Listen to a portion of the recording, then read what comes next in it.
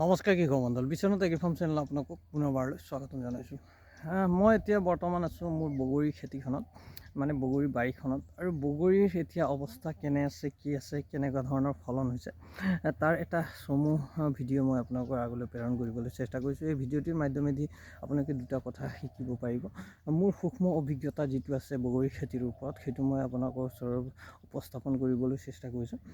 এইটো নহয় যে মই সকলো জানো, কিন্তু মোৰ যিটো সূক্ষ্ম অভিজ্ঞতা, মই এই 3 বছৰৰ পৰা বগৰী খেতিৰ লগত জড়িত হৈ পেলাই যিবিলাক সমস্যা পাইছোঁ, তাৰ সমাধানৰ কাৰণে কি কি উপায় অৱলম্বন কৰিছোঁ, তাৰে এটা সৰু নমুনা মই আপোনাৰ ওচৰলৈ লৈ আহিবলৈ চেষ্টা কৰিছোঁ। আজি হ'ল ডিচেম্বৰৰ 12 তাৰিখ, আৰু ডিচেম্বৰৰ 12 তাৰিখে বগৰীৰ চাইজ যদি আপোনালোকে চাই, আমাৰ প্ৰায় এনেকুৱা হৈছে। মই বেক কেমেৰাৰ সহায়ত দেখুৱাবলৈ চেষ্টা কৰিছোঁ। এয়া চাওক, এইবিলাক হ'ল বল সুন্দৰী বগৰী। বল সুন্দৰী আপোনাৰ চাইজটো যদি চাই খুবেই ধুনীয়া হৈছে বুলি ক'ব লাগিব। প্ৰায় আপোনাৰ 20 গ্ৰামৰ পৰা 25 গ্ৰাম পৰ্যন্ত ওজন এতিয়া হৈ গৈছে, আৰু ইয়াক হাৰ্ভেষ্ট কৰিবলৈ যিহেতু 1.5 মাহ 2 মাহ সময় আছে, আৰু লাগনটো যদি চাই আপোনালোকে খুবেই ধুনীয়া হৈছে।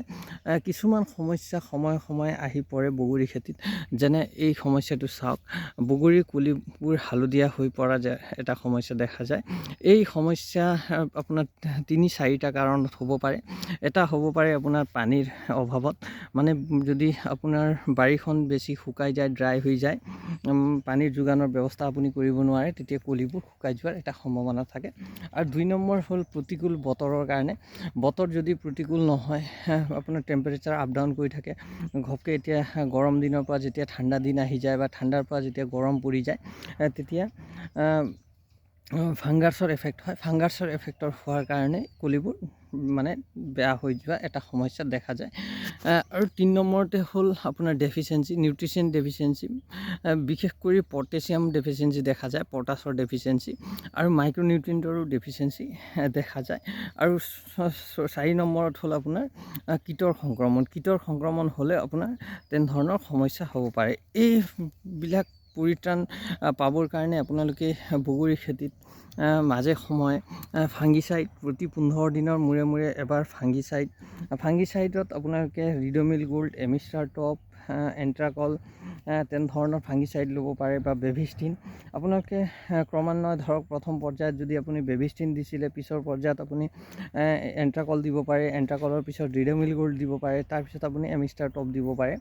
তেনেধৰণে যদি আপুনি ফুলৰ পৰা কলি হোৱাৰ লৈকে 2বাৰ স্প্ৰে, আৰু কলিৰ পৰা যেতিয়া আপোনাৰ হাৰ্ভেষ্টিং কৰালৈকে প্ৰায় 4টামান স্প্ৰে আপুনি কৰিব লাগিব। তাৰে ভিতৰত আপোনালোকে যদি মাইক্ৰ'নিউট্ৰিয়েণ্টত বৰণ আৰু জিংক আৰু কেলছিয়ামৰ যদি স্প্ৰে কৰে, খুব ধুনীয়া হয়। আমি প্ৰতি বছৰে কিন্তু বৰণ, জিংক আৰু কেলছিয়ামৰ স্প্ৰে কৰোঁ। আৰু যদি আপোনালোকে পটাছৰ আজিকালি লিকুইড ফৰ্মত পোৱা যায়, 0050 বুলি এটা পায়, বা 13045 বুলি এটা লিকুইড ফৰ্মত পোৱা যায়, সেইটো আপুনি স্প্ৰে কৰিব পাৰে। আৰু আপোনালোকে কীটনাশক হিচাপে ইয়াত ধৰক ইমিডাক্ল'প্ৰাইড গ্ৰুপৰ যিকোনো ঔষধ মাৰিব পাৰে, চাইফাৰমেথিন গ্ৰুপৰ আপুনি যিকোনো ঔষধ মাৰিব পাৰে। মই আপোনালোকক ভিতৰত সোমাই পেলাই দেখাব নোৱাৰোঁ, কাৰণ ভিতৰত কেমেৰা লৈ সোমাবলৈ অলপ অসুবিধা হয়, সেইকাৰণে মই বাহিৰে আপোনালোকক দেখুৱাই আছোঁ।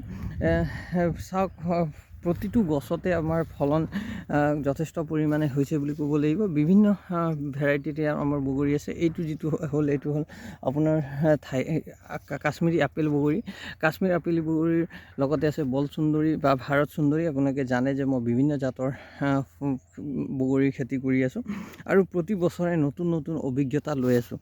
আপোনাৰ বিশেষকৈ ফুল সৰা আৰু ফুলৰ পৰা যেতিয়া ফল হৈ যায়, তেতিয়া নানান ধৰণৰ সমস্যা কিন্তু বগৰীত দেখা যায়। তাৰে মূলত হ'ল এই হালধীয়া হৈ শুকাই যায় বা পৰি যায়, তেনেকুৱা ধৰণৰ। আপোনাৰ কি হ'ব, কিছু সংখ্যক ফুল হালধীয়া হৈ বা কলিবিলাক আপোনাৰ ডেমেজ হৈ পেলাই পৰিব, সেইটো সাধাৰণ। কিন্তু যদি বেছিকৈ হৈ যায়, তেতিয়া আপুনি অলপ চিন্তা কৰিব লাগিব। আপোনালোকে নিয়মীয়াকৈ যদি ফাংগিচাইড, কীটনাশক আৰু বৰণৰ 2টামান স্প্ৰে, ফুলৰ পৰা কলি হোৱাৰ পৰ্যায়ত এটা, আৰু কলিৰ পৰা যেতিয়া মানে ফলবোৰ ডাঙৰ হোৱা পৰ্যায়ত এটা যদি স্প্ৰে কৰি দিয়ে তেতিয়া খুব সুন্দৰকৈ আপোনাৰ বাঢ়ি উঠিব। আৰু ইয়াৰ পিছত আপোনালোকে ভিটামিনৰ দুটামান স্প্ৰে কৰি দিব পাৰে। আপুনি চিডুৱেলবিলাক মিলাই ল'ব, ধৰক এসপ্তাহ মূৰে মূৰে আপোনালোকে ফাংগিচাইড আৰু কীটনাশক দিয়াৰ 3 দিনৰ পিছত যদি আপোনালোকে মাইক্ৰ'নিউট্ৰিয়েনৰ বা 0050 বা 13-045ৰ এটা স্প্ৰে কৰি দিয়ক। তাৰ এসপ্তাহমান পিছত ধৰক ভিটামিনৰ স্প্ৰে কৰি দিয়ক। তাৰ সেইটো কৰোঁতে কৰোঁতে আপোনাৰ আকৌ 15 দিন যেতিয়া আহি যাব তেতিয়া আপুনি কীটনাশক আৰু ফাংগিচাইডৰ আপোনালোকে স্প্ৰে কৰি দিব পাৰে। কীটনাশক আৰু ফাংগিচাইড একেলগে মিক্স কৰি মাৰি দিব পাৰে। একেবাৰে বেছি 3-4টা কেমিকেল স্প্ৰে কৰি আপোনালোকে নামাৰিব, তাৰ ৰিয়েকশ্যন হ'ব পাৰে। ৰিয়েকশ্যন হৈ পেলাই আপোনাৰ কেতিয়াবা হয় ফলবোৰ বেয়া হৈ যাব পাৰে বা গছক এটা মানে এটা বিপৰীত মানে ইহে পৰিব পাৰে, গছক ওলোটা এফেক্ট কৰিব পাৰে। তাৰ কাৰণে আপোনালোকে অলপ সজাগ হ'ব। আপোনালোকে এটা কথা মনত ৰাখিব, বগৰী গছক যিমান আপোনালোকে নিউট্ৰিয়েণ্ট মাইক্ৰ'নিউট্ৰিয়েণ্টৰ যোগান ধৰিব পাৰে সিমানে ফলন বেছি হয় আৰু আপোনাৰ ফলবোৰ স্বাস্থ্যৱান হয় আৰু সুস্বাদু হয় আৰু দেখিবলৈ কালাৰ খুব ধুনীয়া হয়। এনেদৰে আমি বগৰী খেতিৰ লগত প্ৰায় 3 বছৰৰ পৰা জড়িত হৈ আছোঁ। বগৰী খেতিৰ ওপৰত মই বহু ভিডিঅ' আপোনালোকৰ আগবঢ়াইছোঁ। আপোনালোকে যদি মোৰ চেনেলত গৈ পেলাই চাই বিভিন্ন ধৰণৰ আপোনালোকে বগৰী খেতিৰ ওপৰত লগোৱাৰ পৰা আৰম্ভ কৰি কেনেকৈ কাটিং কৰিব লাগে, কেনেকৈ কলম কৰিব লাগে, কেতিয়া প্ৰুনিং কৰিব লাগে, সকলোবোৰ ভিডিঅ' আপোনালোকে মোৰ চেনেলৰ মাধ্যমেদি পাই যাব। তাৰ উপৰি যদি আপোনাৰ কিবা সুধিবলৈ থাকে বা কিবা ক'বলৈ থাকে তেনেহ'লে নিশ্চয় কমেণ্ট এটা কৰিব। ভাল কমেণ্ট হওক या বেয়া কমেণ্ট হওক আপোনালোকে কৰিব পাৰে। তাৰ মই উত্তৰ দিবলৈ মই সাজু আছোঁ। আপোনালোকে মোক নিশ্চয় কমেণ্ট এটা কৰিব পাৰে আৰু চেনেলটো যদি ভাল লাগে নিশ্চয় ছাবস্ক্ৰাইব কৰি দিব। আৰু যদি অন্য খেতিয়কে পাব লাগে বুলি আপোনালোকে ভাবে তেনেহ'লে নিশ্চয় শ্বেয়াৰ এটা কৰি দিব। ইয়াকে দেখুৱাই আজিৰ মোৰ এই সৰু ভিডিঅ'টো সমাপ্ত কৰিলোঁ। ভিডিঅ'টো কেনে লাগিল নিশ্চয় জনাব। ধন্যবাদ। জয় আই অসম।